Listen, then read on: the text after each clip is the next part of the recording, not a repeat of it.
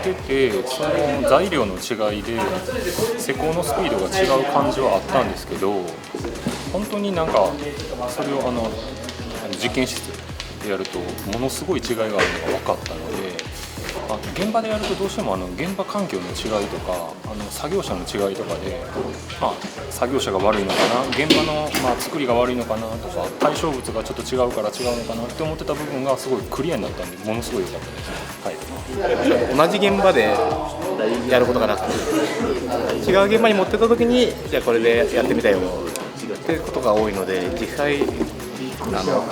素材によってかなり打った感じが違うんだなと。スピードだったり仕上がりだったり、同じ条件でやると思ったら違うんだなってところで。今日は協力関係の補修の関係のお客様が来社されて、懸装材の違いによる懸装性、表面粗度、正常度の違いを感じていただけて、非常に有意義なデモンストレーションができたというふうに思っています。本当に今回のデモンストレーションの中でお客様だけじゃなくて、我々もお客様からいろんな